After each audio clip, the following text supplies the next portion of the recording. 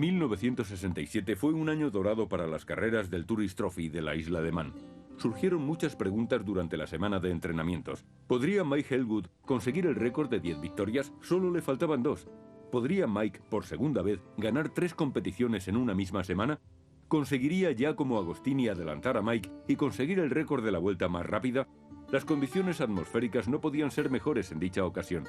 Veamos los momentos más emocionantes de la carrera que han hecho que el Tourist Trophy sea la mejor competición del mundo. El lunes por la tarde empezaron a mejorar las condiciones para la cilindrada de 250 centímetros cúbicos. La expectación precede al comienzo de la carrera.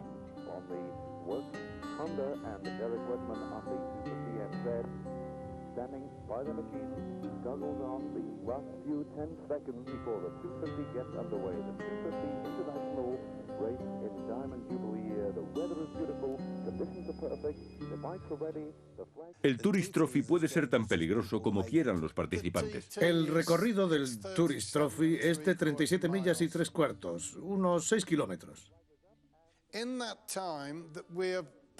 Probablemente hayan muerto en él unas 230 personas.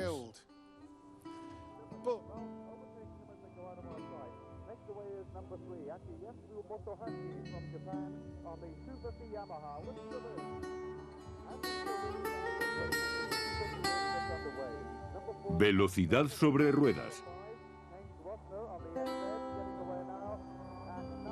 El Tourist Trophy de la Isla de Man.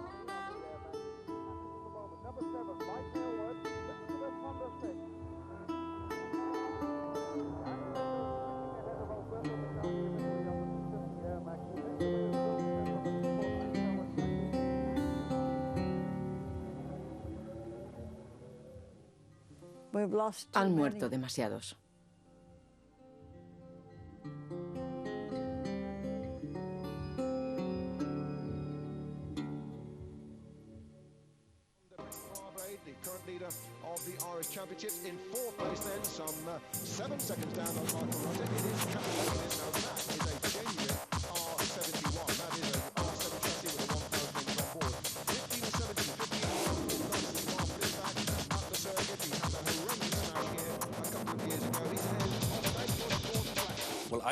He estado aquí 3 semanas y para mí el Tourist Trophy aún es solo teoría.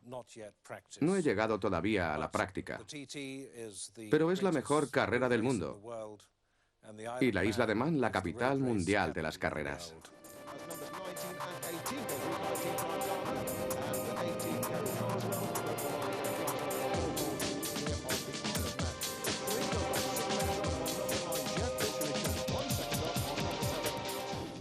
Sí, la carrera era anual y obviamente han ocurrido muchas cosas, puesto que la competición empezó en 1907.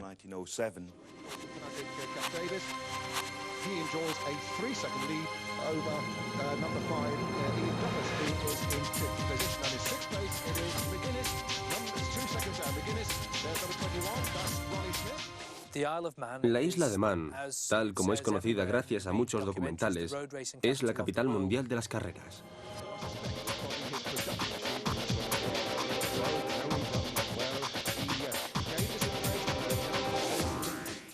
Cuando los pilotos deciden participar en el Tourist Trophy, tienen que ser conscientes de que no es un circuito corto. Además, es una carrera corriente con todos los imprevistos que eso implica.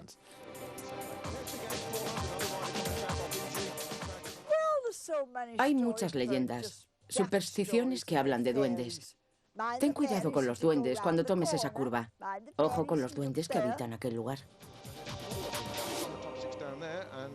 I think Patrick's gone into siesta mode. Any more coming, Patrick? Or are you, as a true local cricket officer, having your 4th break of the, oh no, it's the afternoon, you're probably on break number 6. So, what about that?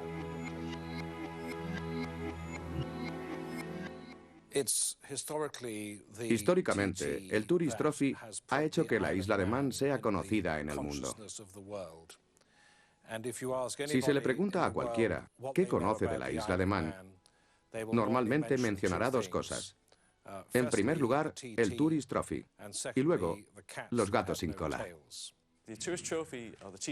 El Tourist Trophy se celebra en la isla de Man por un capricho del destino. Al principio, las carreras se iban a celebrar en Gran Bretaña, pero el gobierno británico no garantizó que se pudieran cerrar las carreteras para tal acontecimiento.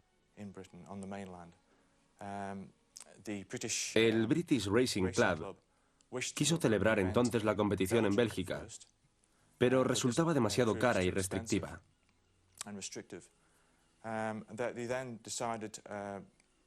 El secretario del club propuso que se realizaran en la isla de Man. Sabía que allí la jurisdicción era diferente. Y como su primo, Lord Raglan, era el gobernador en aquel momento, gracias a este parentesco, el gobierno de la isla de Man cerró las carreteras para celebrar la competición. Inicialmente no se hacía así. Durante varios años, las pruebas se hacían en carreteras abiertas al tráfico, aunque finalmente se cerraron durante la competición. La primera carrera se celebró en 1904 y al año siguiente las motos siguieron otro recorrido distinto, uno de 40 kilómetros por el sur de la isla, ya que no podían ascender por la montaña. Era demasiado duro para ellas en aquellos días. Eran motos de correa.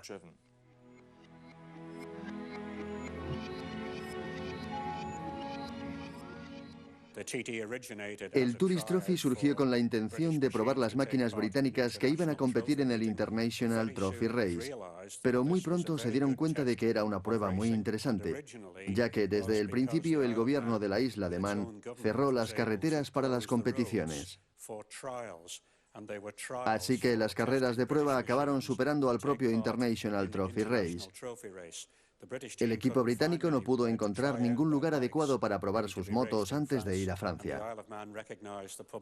En la isla de Man se percataron de los beneficios turísticos del acontecimiento y aprobaron una ley que les permitiría cerrar las carreteras al tráfico. Desde 1907 hasta 1910 utilizaron un circuito de 20 kilómetros que se iniciaba en St. John's. Pero desde 1911 casi siempre se ha celebrado en el circuito de montaña de Snaefell, de 37 millas y 3/4. La adrenalina fluye más rápidamente cuando corres en el Tourist Trophy que si lo haces en cualquier otra competición del mundo. Yo creo que se debe a que el circuito es un gran desafío, y aunque la gente crea que es peligroso por su longitud, el número de accidentes es escaso en comparación con otros circuitos, aunque no lo crean. Para mí, la isla de Man es un lugar fantástico. Se trata de un entorno distinto al que esperamos encontrar. Es la Inglaterra victoriana. Un lugar que se ha caracterizado siempre por su aspecto gótico y, sobre todo, por un clima muy inclemente que parece más propio de una novela de misterio que de una actividad deportiva. Durante 32 años he participado en ella y creo que es la mejor del mundo. He disfrutado en todo momento. Como antiguo participante del Tourist Trophy y del Manx Grand Prix, no puedo pedir más.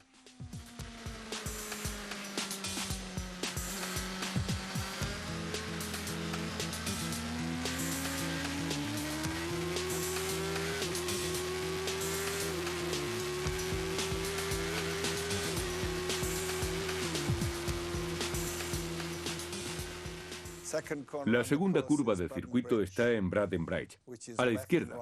Luego siguen otras en forma de S que pasan frente a la iglesia de Braden y una curva que se toma a 120-130 kilómetros por hora en segunda con las motos actuales. El Tourist Trophy es siempre emocionante. Desde la salida, el recorrido empieza siendo irregular. Es un circuito muy rápido y hay que tenerlo presente porque un error se puede traducir en un accidente grave. Nada más empezar, se pasa a través de un bosque por una carretera en muy mal estado.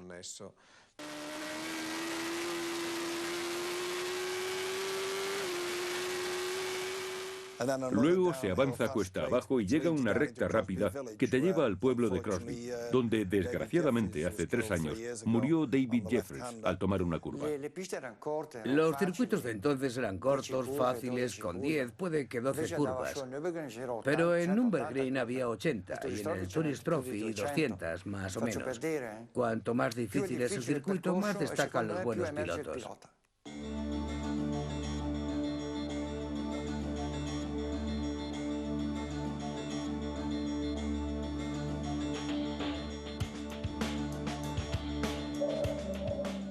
Primero está el tramo de Balakrán, luego el de Glen Helen, que es muy peligroso.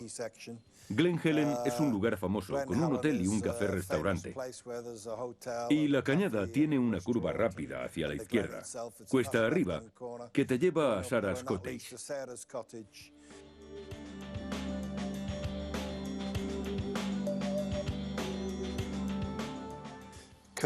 El pueblo de Kirkmichael es uno de los lugares más conocidos de la isla de Man. Un lugar único, porque las motos pasan por allí a escasamente 1 metro de las casas del pueblo.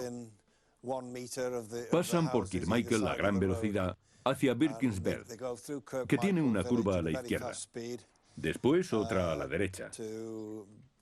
Otra de nuevo a la izquierda.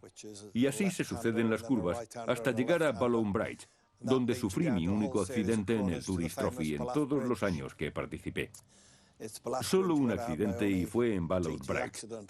Es un puente que hay que afrontar con mucha precaución, porque viene una curva a la derecha y hay que ceñirse al piso y luego saltar. Las motos más rápidas dan un salto de unos 30 metros sobre el puente. Cuando se llega a Ramsey empieza la subida. Se asciende la montaña dando muchas vueltas. En la cima hay niebla, llueve. Es un tramo difícil y peligroso.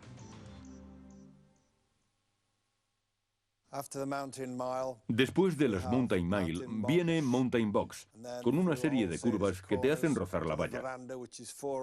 Luego hay 4 curvas más antes de llegar a Bungalow, que era el nombre que se le daba que llegaba hasta allí. La curva de Brandis es a la izquierda, muy rápida.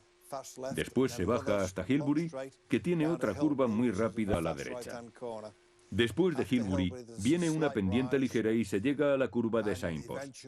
La curva de Signpost gira a la derecha y le sigue una recta corta que lleva hasta Governor Bright. Antes de llegar a Governor Bright, la mansión del gobernador de la isla de Man, que está a la izquierda de la carretera, hay una curva de 180 grados y se pasa por una pequeña hondonada.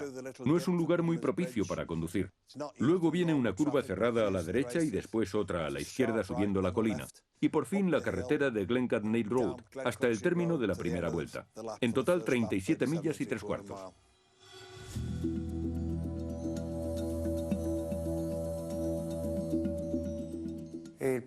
El circuito del Tourist Trophy es un circuito muy exigente. En él se pone de manifiesto quién es un buen piloto, el más calculador.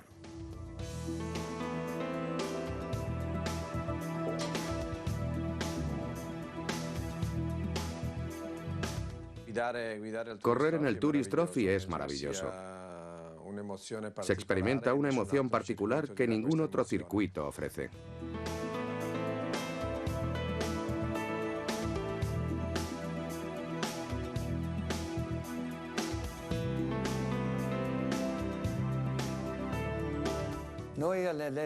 Las pruebas inician a las 4 de la mañana para al menos 500 pilotos. Tenemos que presentarnos a la 1 con nuestra moto en la puerta de entrada.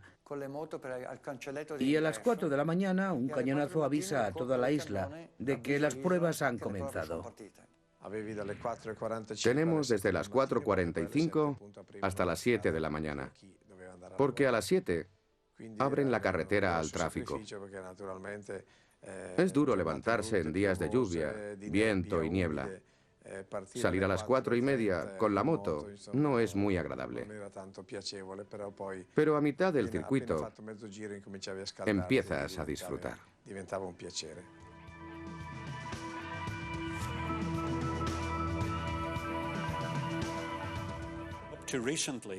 Hasta hace poco hacíamos las pruebas por la mañana muy temprano.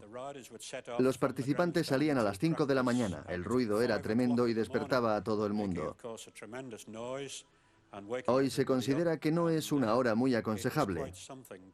Además, cada vez es más difícil echar a la gente de la cama a las 3:30. Me refiero a los espectadores y a los funcionarios. Así que las pruebas se hacen generalmente por la tarde. Se dividen en 3 partes. Los corredores salen a intervalos y son cronometrados por los transpondedores que llevan en sus máquinas. Los tiempos conseguidos en los entrenamientos se hacen públicos. Prefiero la parte de montaña porque las curvas tienen más visibilidad y es fácil saber lo que viene a continuación. Puede que parezca una locura, pero cuando corría, solía disfrutar de la vista desde la montaña. Es muy emocionante.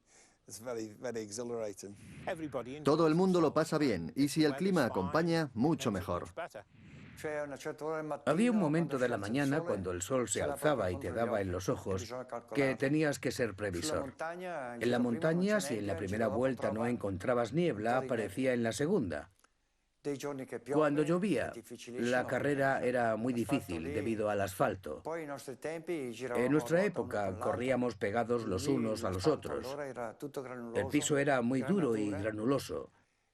Saltaban piedras a los ojos y a todo el cuerpo. Llevábamos una malla protectora. Eran otros tiempos.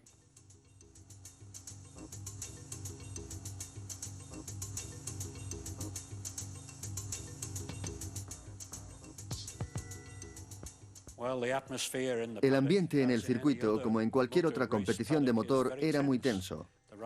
Los corredores no solamente eran conscientes de los riesgos a los que se iban a enfrentar, sino que tenían que correr lo mejor posible. Siempre estaban nerviosos, pensando si sus máquinas estarían preparadas correctamente. Era muy importante llevar los neumáticos adecuados para la carrera. El circuito de Tourist Trophy con frecuencia tenía tramos en los que las condiciones climatológicas variaban. Un tramo podía presentarse completamente seco y soleado y a 15 kilómetros estaba lloviendo. Había que sopesar las condiciones y elegir los neumáticos adecuados. También había puntos para repostar y otras 1000 cosas de las que ocuparse. En la salida, mientras esperaban, algunos corredores gastaban bromas. Otros pretendían aparentar serenidad, pero todos estaban nerviosos. En cuanto daban la salida, se lanzaban a la carrera.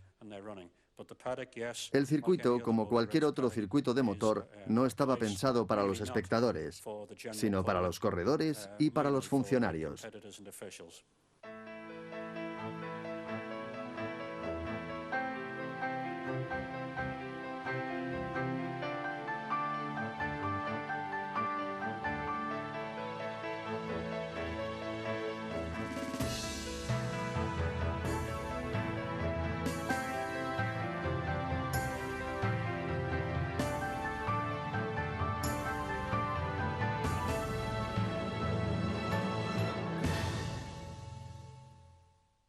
Bob McIntyre, un escocés de Glasgow, corrió con una Gilera en el 57.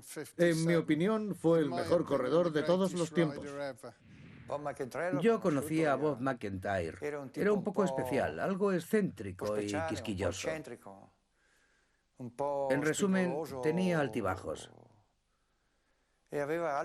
Había probado varias motos. GS, Norton. Hizo grandes carreras con la Gilera de 4 cilindros. Era un piloto admirable. Puede que mi corredor favorito sea Bob McIntyre. Hizo un doble en 1957 con una Gilera. Una brillante carrera. Fue el primero en alcanzar 160 kilómetros por hora en una vuelta en la isla de Man.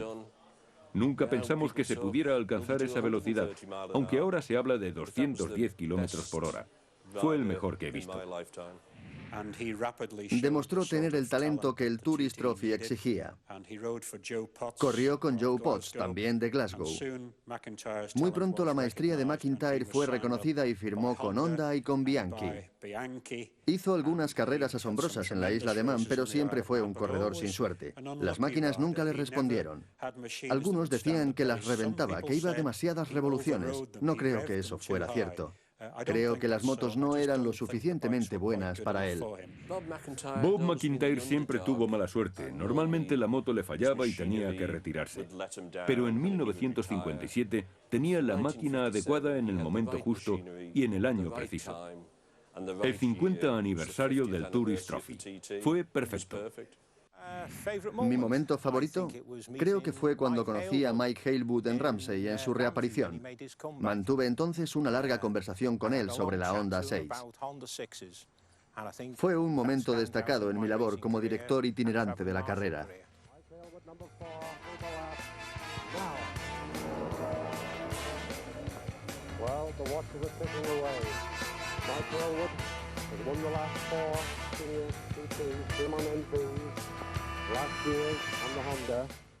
Mike Hailwood fue otro gran piloto del Tourist Trophy. En 1958 reapareció montando sus propias motos. Su padre era millonario. Mike Hailwood era un tipo muy valiente. Corrió conmigo en el 57, el 58, el 59 y 60. 4 años de carreras y siempre mejorando. Después él se pasó a Honda y yo me retiré. La Honda era excepcional.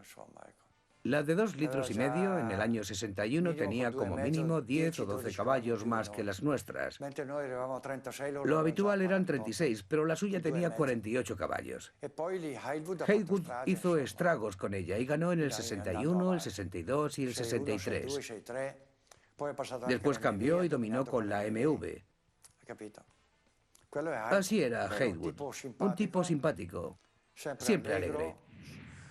En el Saras Cottage, a la derecha de la colina, hay una curva a la derecha con el peralte al revés. Es un lugar famoso por lo que hizo Mike Hailwood con la MV Augusta. Yendo en cabeza se cayó con la moto. Entonces la arrancó cuesta abajo, le costó un poco y dio la vuelta para seguir la carrera. Tuvo suerte de que no le descalificaran. Estaba justo antes de llegar a Ballow Bridge, que tenía una curva en forma ADS. La noche anterior había llovido y manaba agua por un agujero en la pista. Había un charco. Hailwood y yo pasamos sobre él y nos caímos en el mismo sitio. Mike Hailwood era el hombre de moda entonces. Ya falleció. Mike se creía con derecho a todo. Cuando le gustaba a alguna chica, presumía de que acabaría haciendo el amor con ella, aunque no la conociera de nada. Yo sabía de sus fanfarronadas y le decía, bueno, yo me iré con Ago y te ganará la carrera.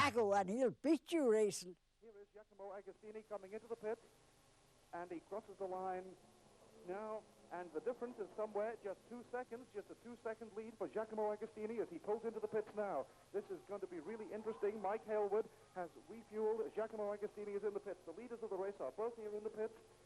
Giacomo Agostini being refueled, Mike Hailwood, and this could be, they could get away almost together. Mike Hailwood has just got the pencil is going in. Giacomo Agostini also, and Mike Hailwood pushes away now. Mike Hailwood pushes away, but he started the run. Giacomo Agostini is still there in the pits. Down, the fuel falling in, everything quick forward. Giacomo Agostini taking it all very, very calmly indeed. Mike Hailwood is now... En la carrera de 1967 luché contra Hailwood hasta el final. Hailwood era el favorito del Tourist Trophy. Era el favorito en las categorías de 125, 250, 350 y 500 centímetros cúbicos. Nadie podía vencerle. Aquel año yo iba en cabeza con 8 segundos de ventaja. En la última curva del último kilómetro se me rompió la cadena y Mike Hailwood me superó. Él era consciente de que la carrera la había perdido yo y vino a verme y me llevó consigo a celebrar la victoria. No estaba satisfecho porque sabía que no había ganado yo solo por mala suerte. Fue muy honrado, muy deportivo y quiso celebrar conmigo aquella victoria. El Tourist Trophy de 1965 fue un acontecimiento memorable, porque Giacomo Agostini y Mike Hailwood corrieron con máquinas MV de 500 centímetros cúbicos. Cuando empezó la carrera no llovía, pero en la tercera vuelta comenzó a caer agua con mucha fuerza y Giacomo Agostini se salió en la curva de Sarah's Cottage, un lugar conocido localmente como Lamb Fell, y se quedó tirado junto a un seto. En la siguiente vuelta, Hailwood se cayó sorprendentemente en el mismo sitio. Pero mientras que la máquina de Agostini sufrió grandes daños, Mike Hailwood pudo arrancar la suya de nuevo. Los reposapiés estaban doblados, los escapes abollados, el parabrisas roto, las palancas del manillar iban colgando y se comentó entonces que su reincorporación fue ilegal, porque no se debía arrancar la moto en dirección contraria al circuito. La colina era tan empinada que no podría haberla empujado hacia arriba, así que fue cuesta abajo y la arrancó. Los jueces del lugar no dijeron nada. Todos callaron porque Hailwood era un personaje muy popular. Así obtuvo su gran victoria en la Senior de 1965.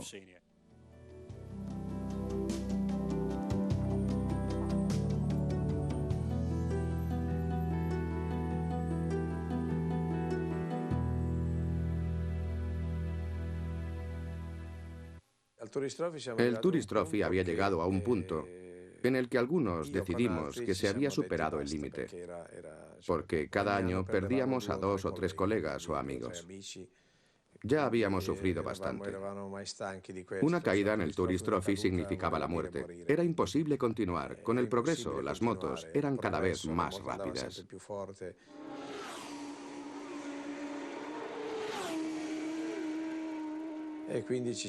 Por eso pedimos que el Tourist Trophy cambiara, que el circuito ofreciera más seguridad, que permitiera levantarse después de una caída, como ocurre hoy en día.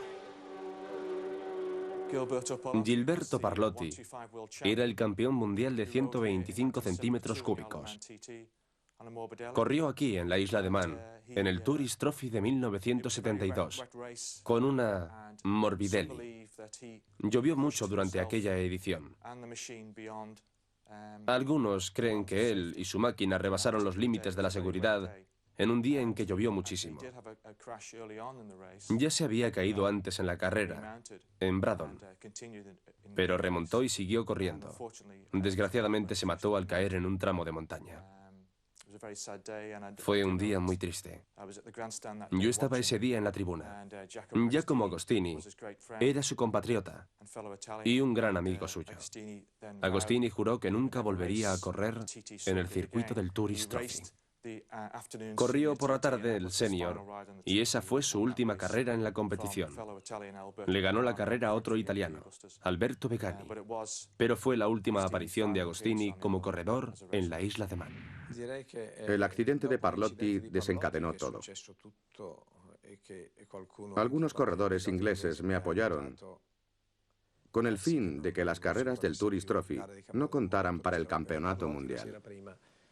La tarde anterior, Parlotti y yo habíamos ido a recorrer el circuito. Me pidió que le acompañara porque, aunque conocía el recorrido, yo lo conocía mejor. Quería aprendérselo de memoria, pero no era fácil recordar todas las curvas. Así que fuimos a dar una vuelta por la tarde. Él corría al día siguiente a las 9:30 en la categoría de 125 y yo correría a las 11 en 500. Le acompañé gustoso a dar una vuelta por el circuito y a la mañana siguiente corrió y se cayó y murió trágicamente.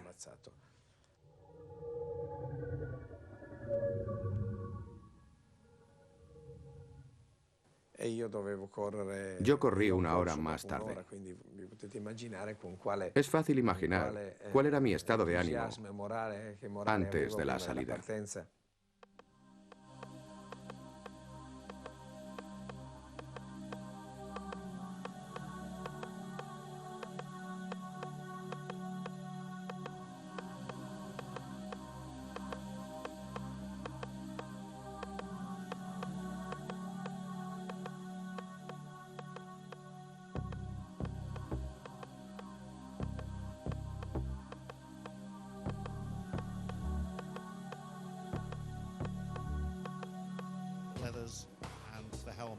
No, the white's on safely for Joey, number 3.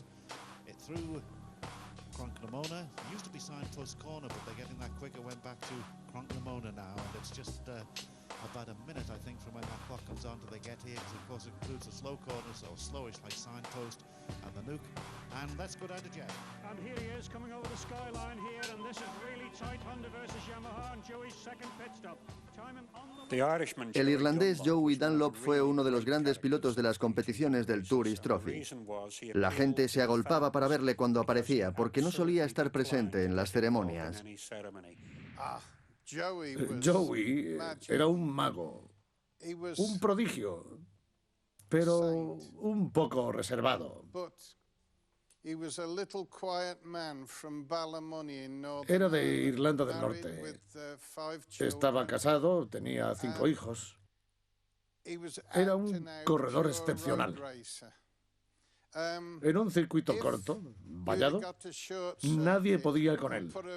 Tenía un talento mágico para las carreras. Era muy callado.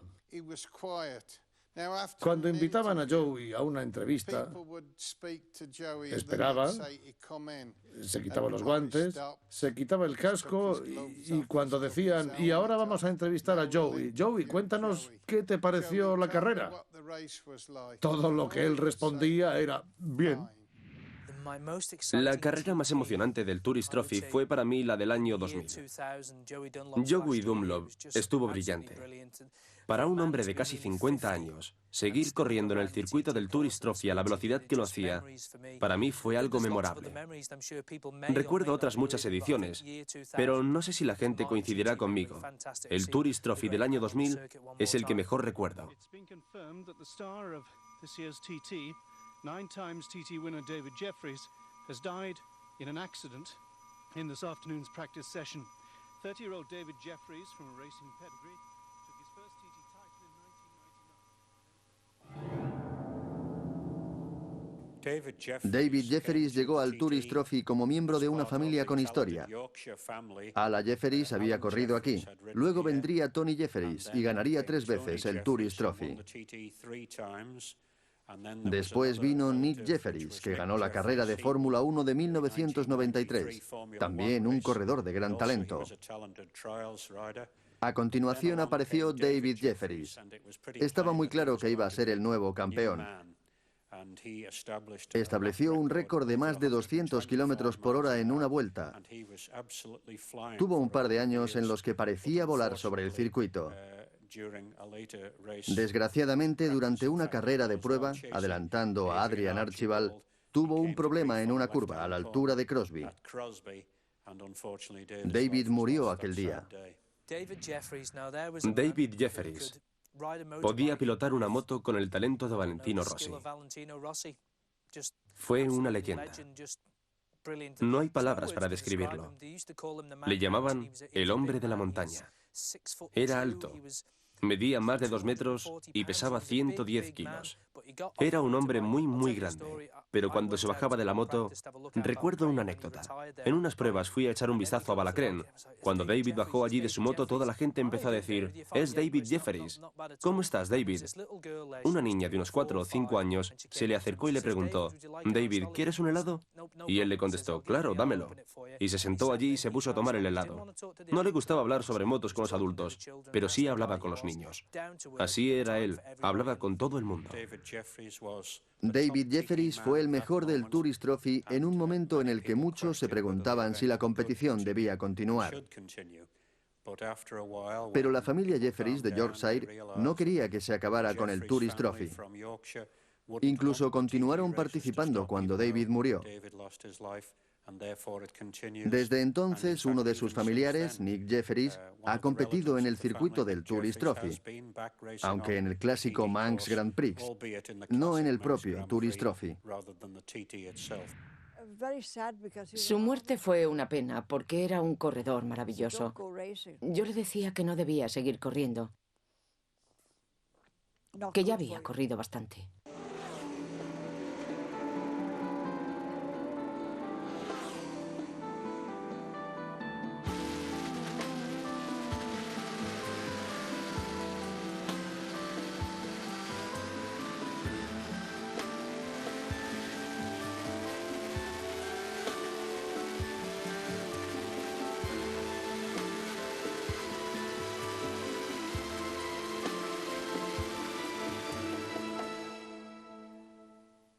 En todas las ediciones del Tourist Trophy en que participé, solo tuve un accidente debido a un fallo en la caja de cambios de una Honda. Ocurrió en Ballow Bridge en 1982 cuando iba a adelantar a Fogerty en la carrera de Fórmula 2.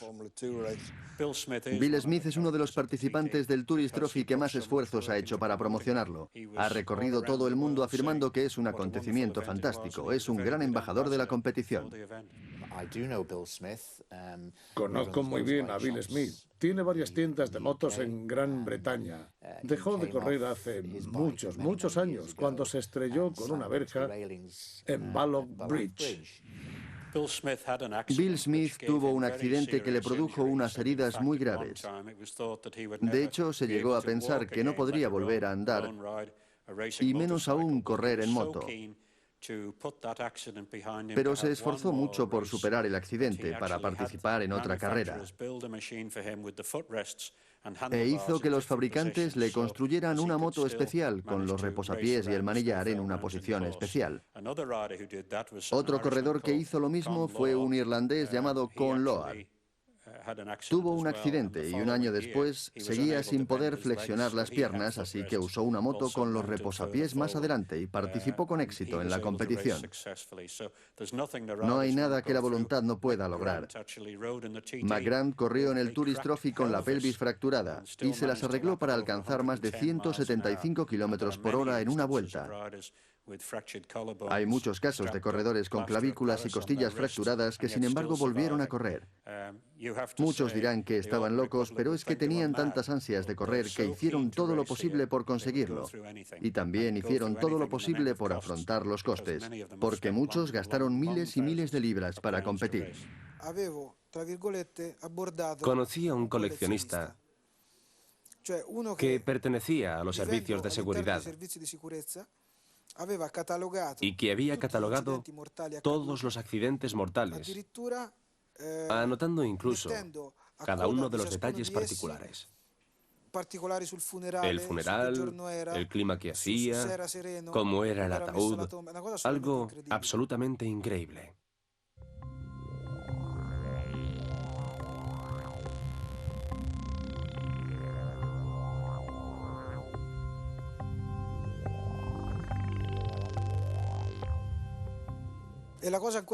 Pero lo más sorprendente es que yo buscaba respuesta a muchas preguntas.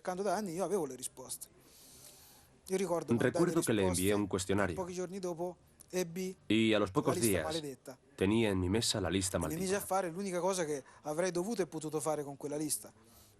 Entonces cogí un mapa del circuito y anoté en él los lugares donde se habían producido todos los accidentes. Los secretos del Tourist Trophy de la Isla de Man aparecieron publicados en un gráfico. Lo que yo quería hacer, o sea, el mapa con los lugares, las motos, los momentos más peligrosos, era una tarea casi imposible, porque todo el circuito estaba lleno de cruces, desde las 6 primeras curvas hasta las rectas donde se alcanzaban 300 kilómetros por hora. Los accidentes ocurrieron en pleno campo, en las poblaciones y en los lugares intermedios. Todo el circuito era una trampa mortal. Habían ocurrido a cualquier hora del día, por la mañana, por la tarde y por la noche, con lluvia, con niebla y con buen tiempo. Habían muerto personas mayores, incluso de 60 años, igual que las mujeres y corredores de 18 años. Los más rápidos habían muerto. Los más lentos también. El auténtico secreto del Tourist Trophy es que no hay respuesta a las preguntas. No hay lógica. Como yo nunca competí, aunque me habría gustado hacerlo, no conozco realmente cuál es la parte más difícil para los competidores. Pero tenemos tablas que indican los lugares de los accidentes y su gravedad. Por ejemplo, mucha gente cae en Governor's Bridge, que tiene una curva muy cerrada, aunque allí rara vez sale alguien malherido, porque la curva se toma a poca velocidad. Lo mismo ocurre en Quarter Bridge. Hay tramos como el de Black Dove, en el que murió mi amigo Rob Vine en 1985, en los que se va a tal velocidad que, si alguien cae, tiene muchas probabilidades de quedar malherido. Conocemos dónde ocurren más accidentes gracias a las estadísticas y allí concentramos a los equipos médicos. De acuerdo con mi experiencia, en la isla de Man no se muere por ir a gran velocidad. Las motos de hoy en día alcanzan los 320 kilómetros por hora. Muchos de los mejores corredores dicen que las altas velocidades no son un impedimento. De hecho, la mayoría de los accidentes graves ocurren a escasa velocidad, que es cuando los pilotos suelen ir erguidos, saltan por encima de la moto y caen de cabeza. Probablemente la causa más frecuente de los accidentes son los errores de los pilotos. Es un circuito muy difícil que requiere una gran pericia. Muchos de los competidores aseguran que son necesarios varios años para conocer las particularidades del Tourist Trophy. El error del piloto es, probablemente, la causa principal de los accidentes. Balak Bridge tiene para mí un recuerdo triste.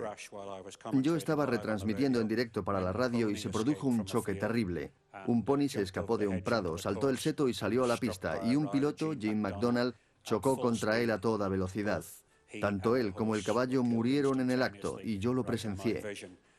Traté de disimular mi impresión ante los oyentes, pero todo el que me conocía sabía por mi voz que algo grave había ocurrido. Se dice que hubo otras 200 muertes. Estuve presente en la vuelta de honor del mes de junio. Habían muerto 4 o 5 pilotos. En el siguiente Gran Premio, en Mackinac River, murieron otros 3 o 4, caían como moscas. Probablemente contemos con el servicio de helicópteros más rápido del mundo. En los días de competición disponemos de 2 helicópteros con 2 enfermeros a bordo cada uno. Desde el momento en que un piloto cae hasta que llega al hospital pasan unos 20 minutos. Conseguimos que el helicóptero vaya al lugar del accidente en 5 minutos. Esa es nuestra meta, que desde el momento en que alguien cae hasta que llega la ayuda médica, pasen menos de 5 minutos. Las competiciones del Tourist Trophy cambiaron cuando se dejó el campeonato mundial a principios de los años 70. La gente dijo entonces que sería el fin de la carrera por haber dejado de tomar parte en el campeonato mundial. Nada más lejos de la realidad. El acontecimiento se ha visto reforzado y los pilotos vienen a la isla de Man a competir en las carreras de motos porque les atrae, no porque la prueba cuente para el campeonato mundial. Es un gran reto y lo pasan bien corriendo en el Tourist Trophy. Es diferente a cualquier carrera de motos de todo el mundo. Su recorrido es de 37 millas y 3/4.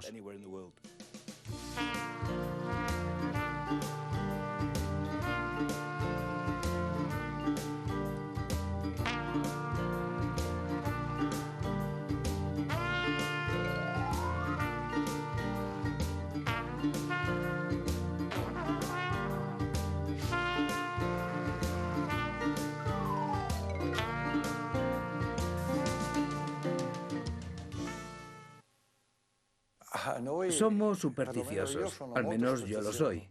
Si veo una araña, significa algo. Si me asignan el número 11, significa algo.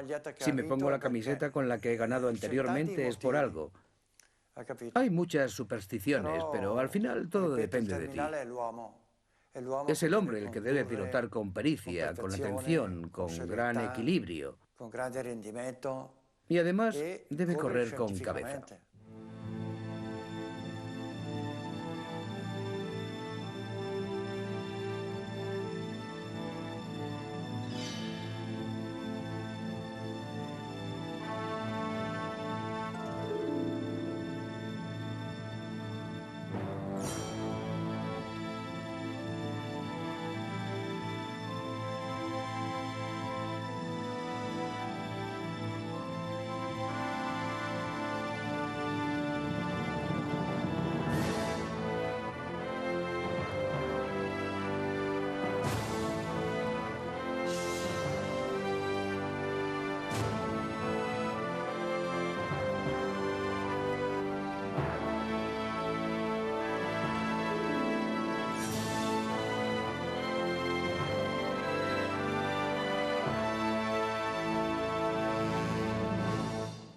¿Son supersticiosos los corredores? Mi mujer no deja nunca que yo corra con algo verde. Los pilotos son supersticiosos. Algunos llevan ositos de peluche en sus motos. Los pilotos de carreras son muy supersticiosos en general. Algunos llevan la misma ropa interior durante años porque creen que les trae suerte. Hacen sus preparativos para la carrera en un determinado orden. Se ponen la bota izquierda antes que la derecha, se arrodillan junto a sus máquinas, hacen un montón de cosas así. Creen en supercherías. Se cuelgan medallas de santos y vírgenes al cuello. Quizás lleven un amuleto familiar. Si la cosa no les va bien, muchos deciden peregrinar a Fairy Bridge, el puente de los duendes, y les piden a estos que velen por ellos durante toda la semana y que les concedan la victoria en las famosas carreras del Tourist Trophy. Son leyendas de la isla de Man. Si se va a Castletown, hay que saludar a los duendes. Cuando se pasa por Fairy Bridge, hay que decir Face Mate, buenos días, o More May, buenas tardes. Hay muchas supersticiones. Si se ve una urraca, hay que tocarse la cabeza. Si alguien dice ratas, hay que silbar. Porque si no lo haces, trae mala suerte. He vuelto a ver este año a la Dama Blanca, esa bella señora del Tourist Trophy. Durante años siempre la encontraba en el circuito cuando daba una vuelta por la mañana. Me saludaba con una reverencia levantando su falda en señal de cortesía. He vuelto al Tourist Trophy y he dado una vuelta honorífica y la he visto de nuevo. Me ha saludado una vez más. Esta señora tiene ahora 80 años, pero sigue allí, viendo pasar a los motoristas. Y este año no ha dejado de saludar a Agostini. La gente dice que da buena suerte tocar el cuello de Gwen. Es una tontería. Es mucho mejor darle un beso. Mucho mejor. La historia de la isla es extraordinaria. Tiene sus raíces en la mitología vikinga y nórdica. Nuestro parlamento desciende y tiene un nombre muy similar a los actuales de Islandia, Noruega y otras naciones escandinavas. Algunas de aquellas tradiciones y leyendas nórdicas se han transmitido hasta nuestros días. Existe un puente en la isla conocido como Fairy Bridge, que si lo cruzas sin saludar a los duendes, te sucederá algo terrible. Es una de las supersticiones de Manx. ¿Son supersticiosas sus gentes? Fairy Bridge está en la carretera a Castletown. Tenemos que presentar nuestros respetos a los duendes. Siempre que se cruza hay que decirles buenos días, buenas tardes o buenas noches. Sé de algunos corredores que van allí para hablar con los duendes en busca de buena suerte. Hay que respetar a los duendes. Brian Falco tiene una superstición que adoptó de Joey Dunlop. Brian Falco, antes de la competición del Tourist Trophy de 2004, fue a Fairy Bridge y saludó a los duendes por la mañana y ganó aquella carrera. Hizo lo mismo en 2005 y ganó de nuevo. Son supersticiones. Algunos se ponen primero el calcetín izquierdo o el derecho. Se ponen una camiseta talismán. Milky Quail tiene una camiseta que ya está hecha un harapo, pero se la pone siempre. Su mujer pregunta que por qué no la lava, y él siempre contesta, no, me la voy a poner así. Son algunas de sus supersticiones. Tienen calzoncillos de la suerte. Son supersticiones igual que las de los futbolistas, que también tienen las suyas. Brian Falco tiene supersticiones. Joey Dunlop también las tenía. Las supersticiones de Fairy Bridge. Para los motoristas es más sagrado que la misma religión, dicho de una manera sencilla. Es un puente pequeño con un muro blanco a cada lado. Se dice de él que es el puente de los duendes. Está en el camino a Castletown. La tradición cuenta que cuando se pasa por el puente hay que decirle a los duendes buenos días, buenas tardes o buenas noches. Los motoristas llegan allí, se acercan al puente y pasan un momento sumidos en sus pensamientos. Dan gracias a los duendes por haberles permitido cruzar el puente y esperan que la carrera les sea propicia y segura. Después de la carrera, regresan para darles las gracias a los duendecillos. Pero no solo lo hacen los que compiten, sino también todos los aficionados a las motos. Fairy Bridge no es realmente el puente encantado. Existe otro puente secreto. El Fairy Bridge real es algo más, pero solo las gentes de Manx lo saben. Y lo mantienen en secreto, muy en secreto. Hay leyendas acerca de duendes. Ten cuidado con los duendes cuando tomes esa curva. Ojo con los duendes que habitan en aquel lugar.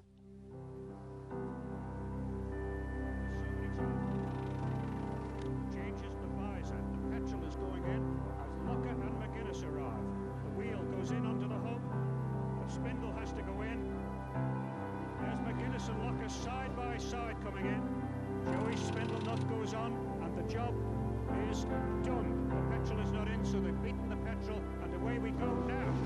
Electric start on it, and we start the watch. A minute till Jeffries has got to get here, and the crowd applaud the mechanics, and rightly so. Further down, McGuinness with his twin struggles to get the wheel